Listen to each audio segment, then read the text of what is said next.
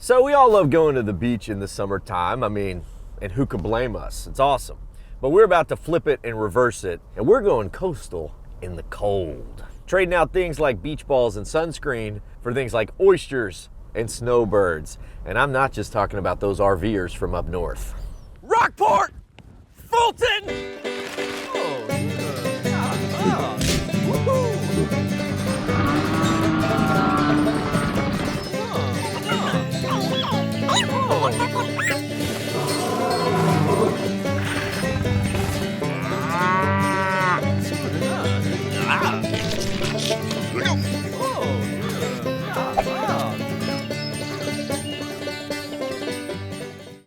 This episode was made for y'all with the help of our awesome partners. Check the caption for more info. The towns of Rockport and Fulton sit on the waters of Aransas Bay, just 30 minutes up from Corpus Christi. Technically, these are two separate towns, but it's one unique part of Texas. It's on the mainland, but faces toward the water. Filled with the sounds of the coast, boats bringing fresh seafood to shore, and all the birds of the coastal sky. Breezy, colorful, and laid back, with Jimmy Buffett playing somewhere in the distance on endless repeat. Rockport is the bigger of the two towns. Not to say it's big, but it does have a historic main street filled with vibrant murals, put your face through the hole cutouts,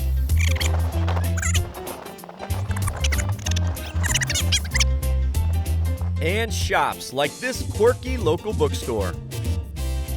This would come in very handy. Birds of the Gulf Coast. Keep this in the glove box.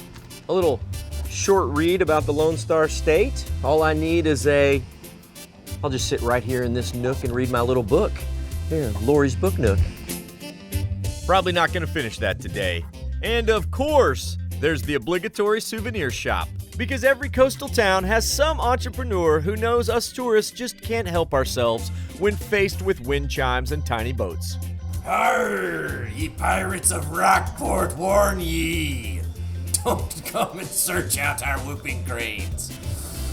Never thought that was dumb. Coconut postcards. I wonder if this accepts the 20-cent stamp like other postcards. All I need with this one is like a white leisure suit. You know what I mean? That's all I need.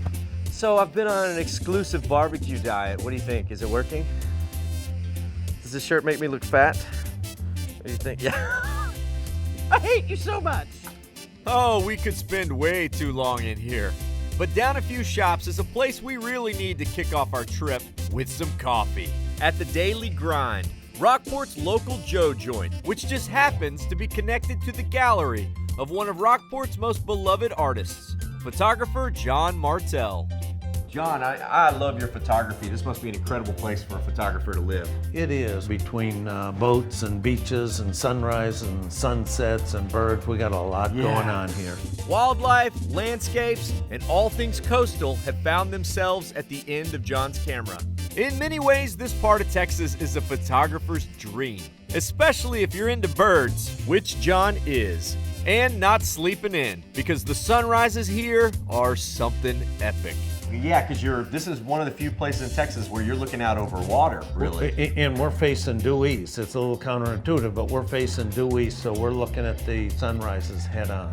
Oh, that's incredible. Yeah, that's amazing. It is. John moved to Texas from Boston, and he's made a living on the coast, shooting the birds up in the sky. Well, not like shooting. That would put him in jail, as some of these birds are super endangered. Specifically, the largest bird in North America, the whooping crane, which migrate down to Rockport every winter. This is a pair of juvenile whooping crane twins, which are very rare. They come down in the winter, and this winter, 2009/10, that was the only pair of juvenile whooping crane twins on Earth.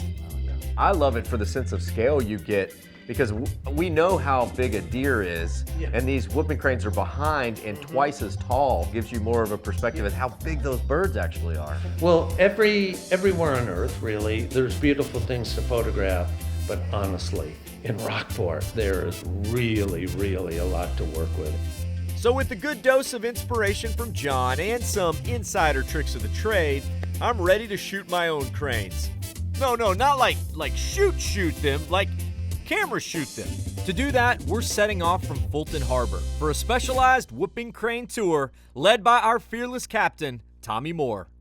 Bird expert, right? Tour guide, captain of this ship. So tell me how these bird tours work. We leave from Fulton and we go across Aransas Bay up into the wildlife refuge, the Aransas National Wildlife Refuge. Whooping cranes utilize that area the most. And it's just across the bay from Rockport. Now you may be thinking, it's not hard to find whoopers in Texas, and you're right. In fact, just the other day, I was out birding and spotted some of my own. Whoop! Whoop!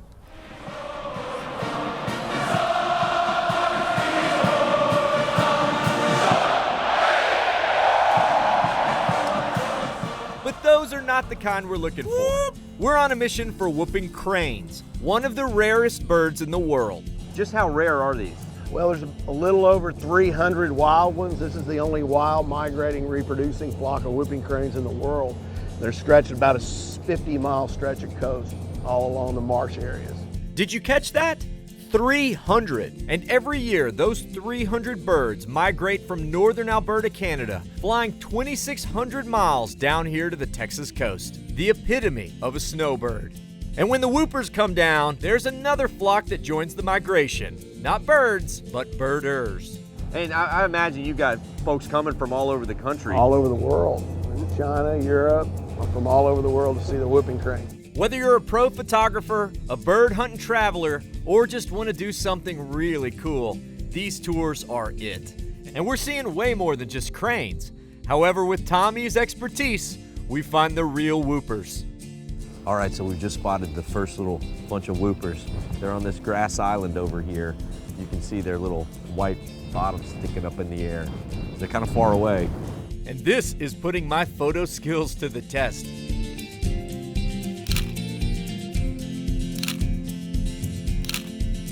Whooping cranes aren't just another bird. They're the largest bird in North America. Adults can stand up to 5 feet tall and have a 7.5-foot wingspan. That means their wings are taller than Tim Duncan.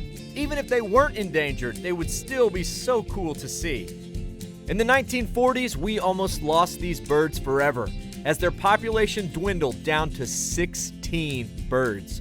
But since then, with a worldwide effort, the whooping cranes have been coming back slowly. Those brown ones over there, those are the newest members of this family, born just last summer. Well, this has got to qualify as pretty close. Good, yeah, this looks like a family with twins. Most of the time, the dominant chick will kill off the non-dominant chick so it doesn't have to compete with it for food. And every once in a while, both of them live, and they call it twins, and that's what we have in this group of birds, is 2 chicks. That's incredible. Now, why do whooping cranes come to Texas? Well, to eat our blue crabs, and I can't blame them. To see a bird that's this rare, and it's right here in Texas, 50 yards away, oh, that's so cool. I guess these pictures are coming out, but look at the lenses on that boat, and on our boat. Oh man, I'm getting a serious case of lens envy here. You know, I don't know if these pictures are coming out, but what I'm seeing with my eyes, I'm gonna remember for a long, long time. They say a picture is worth 1,000 words, but there's just no substitute for seeing something with your own eyes. Well, the more I learn about birds and the more I do this, the more excited I get, because it's like you want to check off that bird on the list. You want to see that elusive bird that you've heard people talk about. The whooping cranes are definitely that. Man, watching those birds munch on fresh seafood gives me an idea for our next stop. Anytime I see a small takeout window on the side of a seafood market, well, I'm on quicker than a fish to fresh bait. Hook, line, and tripper. This is Alby Seafood, and the only way to get fish fresher would be to pluck it out of the ocean yourself. But Alby does that for you. Founder Alby Godanich has been in business here in Rockport for over 30 years, bringing the freshest fish the sea has to offer. That's the only reason that, we're still here. Yeah. Is you give people fresh stuff, you treat them good, and they come back. It comes straight off the boats to your back door. That's right. These shrimp over here, these were caught off of our own boats. Everything in here, no chemicals on them. Okay. Alby's is from an era past of mom and pop markets. It's not much to look at from the outside, but sometimes the worse the building, the better the seafood. Because if you got fresh fish, it speaks louder than any sign ever could. And this giant pile of oyster shells speaks volumes. That pile should be another 25 feet this way. Wow. Because I sell them all the time. Yeah. We buy them off the boats. We normally shuck 4 or 5 days a week. Wow. About 500 sacks a week. Yeah. We sell them in the little sacks, the big sacks. That's pints, quarts, gallons. And that's not to mention selling them by the po' boy. Straight from the kitchen where Alby's wife and his daughter Hope take the lead. Ooh, fresh oysters coming out of the grease. What makes a good po' boy, Hope? I think it's a sauce, you know? I make all the sauces from scratch. I don't like the jar stuff. The seasoning you use in the flour. And what's the secret of the flour, you think? Ah, she just laughs.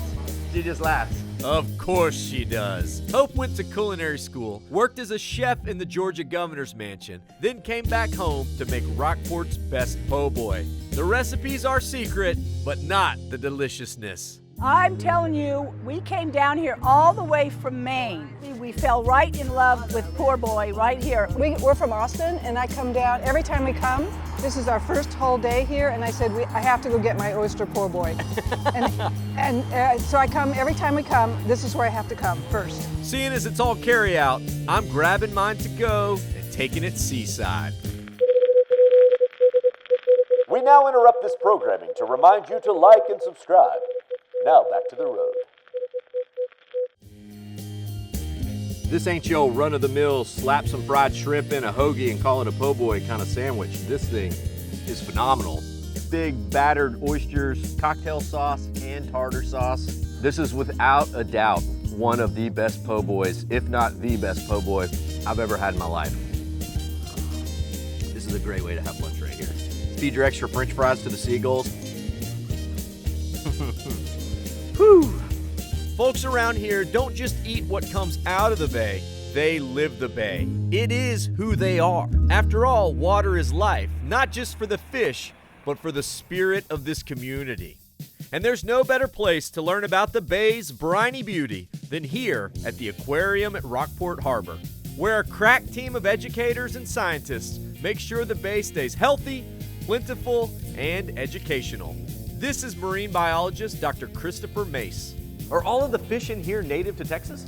Almost all the fish we have on display in here are native to Texas. We have one honeycomb moray eel, but all the other fish in all the tanks are found here in Texas. Really? What's this guy called? That's an orange filefish.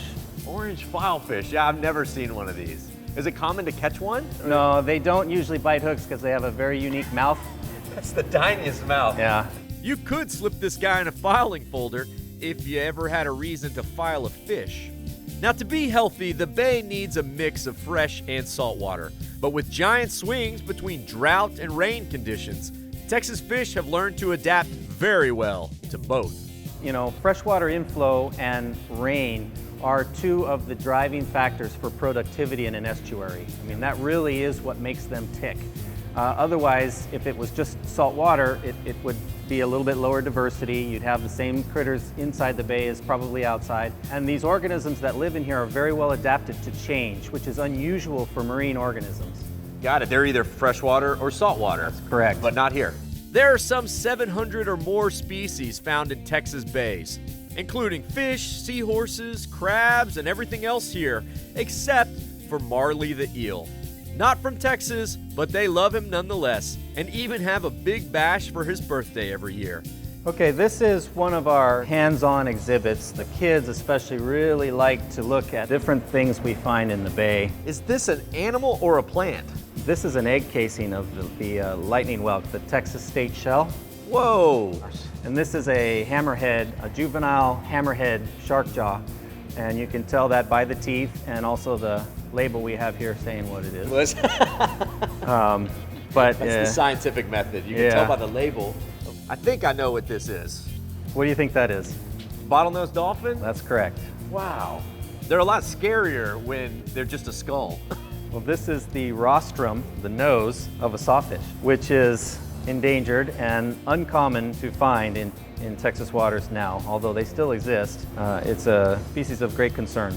So, but these things were pretty common back in the day? Yeah, probably at the turn of the century, they were very common. And you can imagine what the settlers thought when they saw something like this come out of the water. Yeah. This is a demon dinosaur or something like that. But the main thing I'm realizing is that you're never alone when swimming in Texas water. You always share the sea, whether you like it or not. This place is excellent for learning about the Texas critters in the water. And while some today may be a bit scary, few will talk about the scariest animal this lab ever studied. The old-timers in Rockport will tell a story of an experiment here that went terribly wrong. You see, one day a scientist started messing with crab DNA. It started simple, but soon they had created a monster. No man, woman, or child was safe.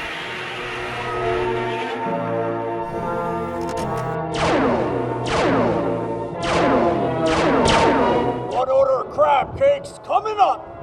And after a battle of legendary proportions, Crabzilla was defeated, preserved, and now sits stuffed beside the bay as a cautionary tale. Wait, that's not at all what happened. Guys, it says it's made out of chicken wire and plaster. Oh man, that's disappointing. Okay, so it turns out the crab's not real, but it could be.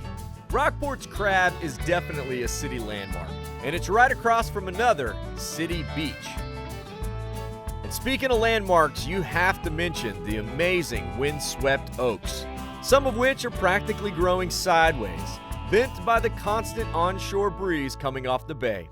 But to see one really cool tree, well, we're hopping across the bay and heading to Goose Island State Park to see one of the largest homegrown plants in Texas. So this is Big Tree, and I probably don't have to tell you how it got its name. It is just massive. It's estimated to be over 1,000 years old, and it is a coastal live oak, one of the biggest in the state of Texas. And you may have seen trees that are taller, but overall size of a tree is measured by a few different factors. You got height, girth, and then also size of the crown. Put all of those things together, and this is a very big tree. The trunk measures 35 feet around and 11 feet in diameter. It's 44 feet tall, with the crown reaching out almost 90 feet wide. But most impressive to me is its age, 1,000 years old. That's hard to even comprehend. It's 500 years before Columbus sailed the ocean blue, when nobody knew this land even existed, except perhaps the Karankawa tribes who called the coastal prairie home. It's amazing to stand in front of something like this that's just natural and so old. That's crazy. And of course now it has this protective fence around it, and Texas Parks and Wildlife takes care of it to ensure it'll be around long after we're gone. Amazing. As you can see, Texas Parks is doing everything it can to hold this old stalwart together. I am a little bummed you can't climb it, but in the name of preserving nature and history, I'll just climb these 800-year-old trees instead. There's something special about connecting with trees by swinging from their branches. I've done it since I was a kid, and I'll do it as long as I'm able. Now, Big Tree is part of Goose Island State Park, but it's disconnected from the main acreage, which is just down the road. This park is mainly for RVers and birders. Swimmers, not so much. The beaches here can get a little stinky. Oh man, it's pretty nice out here. Oh man, seriously? Don't look at me. Oh, at least roll down the window. Oh, that's so bad. Oxygen. Roll them. Airflow. Oh no, roll them up. Roll them up. I told you so. Welcome to Stinky Beach. So this Stinky Beach gets its name from all of the... Excuse me. Oh, wow. Stinky Beach gets its name from the seaweed. Oh gosh, so bad. Breathe through the mouth. So Stinky, I can't do this, I'm sorry. What I was trying to say is that Stinky Beach gets its name from all the dead seagrass that washes up on shore during the colder months. But why would the day tripper let a little stink ruin the party? I always come prepared. I can't so much feel the salty breeze on my face as wear the stinky stench in my clothes. Some things just don't wash out.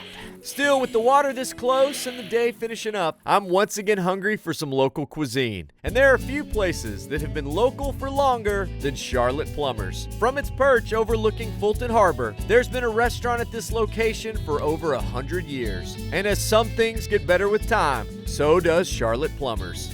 Started as a restaurant around 1900. It's just one of the small buildings downstairs, part of it. And then it's been added on. Wow, so there is some of that original building still there? Some old shellcrete wall on the back. It's about that thick, made out of oyster shells instead of concrete. Wow, that's fantastic. This is owner Craig Griffin, the current torchbearer for this Texas institution. And I know there's now generations of people who've been eating here at Charlotte Plummers. And people all the time say that my parents brought me here as a kid. And that's got to be tough for the consistency to last that many years. It's a real challenge, keeping it up and keeping it going. But you just stay on top of it and source the right stuff. That's important too, getting the right fresh seafood. And that source is the giant body of water in Craig's backyard, as much of the seafood here practically swims onto the grill. Yeah, local more type stuff, yeah. Oh yeah, of course, yeah. Where we can find it and get the freshest. The freshest of the fresh finds itself on the blackboard, with the seafood lovers uniting in the dining room. So what do you think of this place? Oh, this is our old watering hole for the last 10 years. It just has great food. The scenery is beautiful, as you can see. What do you think about this view? Oh, I love it. I just love it. So restful, especially tonight with the water looking like glass. Yeah. It's real pretty. Yeah, seafood's great. Yeah, we come here about maybe 5 or 6 times a year. We stop at this place and we're coming back home. So if you're passing through, you're gonna be here. Oh, definitely, yeah. Fresh fish may be the big thing here, but let's not forget about the fresh shrimp, fresh oysters, or their signature tower of crab. Layers of avocado, fresh pico de gallo, and clumps of crab meat topped with a tangy secret sauce. Yeah, I just found my appetizer. Or at least one of them. Here we go. Raw, simple oysters right out of that water. You know, it's kind of funny when you're eating fresh oysters to not see them on the half shell, but hey, they're iced, they're raw, they're delicious. It took me years to come around and figure out that I actually liked them, but now I can't get enough of them. How do you describe an oyster? It's kind of mushy, kind of chewy, tastes like the bay, kind of like shrimp, but exactly like an oyster. Right, so based on Craig's recommendation, I got a big fillet of amberjack topped with pico de crab, which sort of looks like the crab tower deconstructed on top of a big fillet of fish. I mean, look at this beautiful, clean piece of white fish. This is my kind of place right here. What a day.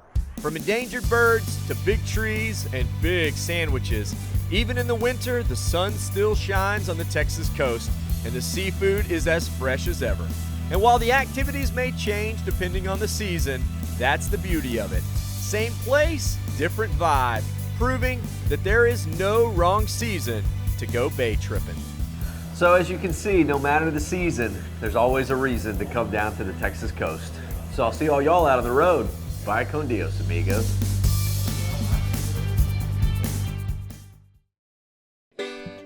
So you're cruising down the street and you see a little carry-out window attached to a fresh seafood market. What do? Well, if it's Alby's, you stop, like immediately. And the door handle was over here, I promise. It moved that way.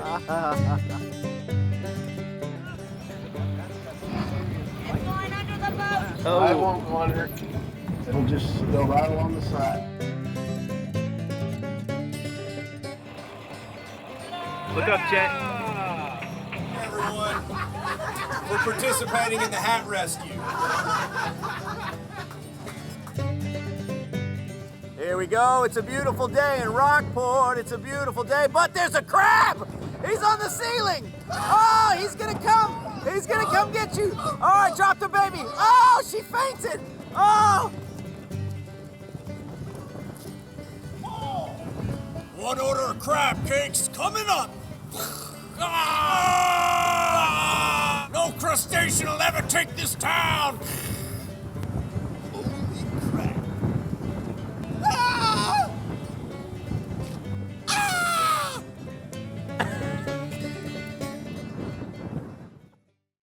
Howdy, y'all. Follow along with my adventures at Chet Tripper on Instagram and at The Day Tripper TV on Facebook and YouTube.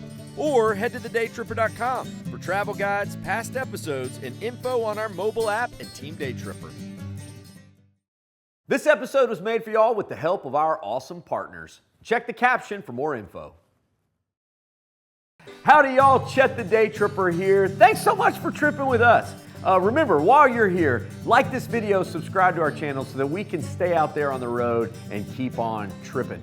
Did we miss anything in this town? Leave us a comment, let us know. We love finding out about new stops with all of your tips. And if you love Epic Texas Day Trips, remember to check our channel. We got a lot of them on there. Also, don't forget, if you want some sweet Day Tripper merch or another cool Texas-made product, come see us in Georgetown at the Day Tripper World Headquarters. You can also shop online if you check the link down there in the caption.